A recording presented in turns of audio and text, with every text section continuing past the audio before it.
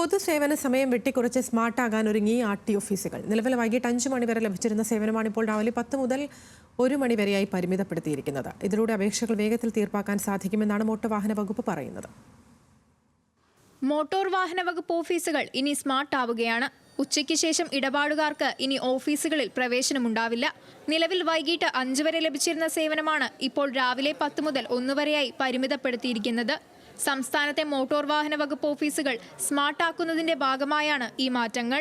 Motor വാഹന വകുപ്പിന് ലഭിക്കുന്ന അപേക്ഷകളും പരാതികളും വേഗത്തിൽ തീർപ്പാക്കുന്നില്ലെന്ന ആരോപണം ഉയർന്നിരുന്നു.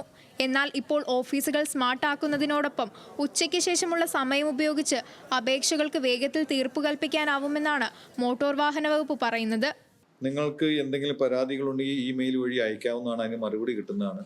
കൂടാതെ സംശയങ്ങൾ ഉണ്ടെങ്കിൽ ഓഫീസിലെ ഫോൺ നമ്പർ വളരെ വ്യക്തമായിട്ട് സൂചിപ്പിച്ച് ആ ഫോൺ നമ്പറിൽ നിങ്ങൾക്ക് ബന്ധപ്പെടാവുന്നതാണ്.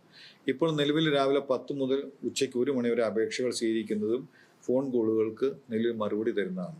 അതിനുശേഷം ഉച്ചയ്ക്ക് ശേഷം പിന്നെ ഈ രാവിലെ കിട്ടിയിരിക്കുന്ന അപേക്ഷ സമയബന്ധിതമായി ചെയ്തു തീർക്കാൻ ഉദ്യോഗസ്ഥന്മാരെടുക്കുന്ന സമയം എടുക്കുന്നതുകൊണ്ടാണ് ഇതുപോലുള്ള സർക്കുലർ ഇത് പൊതുജനങ്ങൾക്ക് വേണ്ടി മാത്രമുള്ളതാണ്. അപേക്ഷകൾ ഓൺലൈനായി സമർപ്പിക്കാനും ഓഫീസിൽ എത്താതെ തന്നെ മനസ്സിലാക്കാനുമുള്ള അവസരം മോട്ടോർ വാഹന വകുപ്പ് ഒരുക്കിയിട്ടുണ്ട്.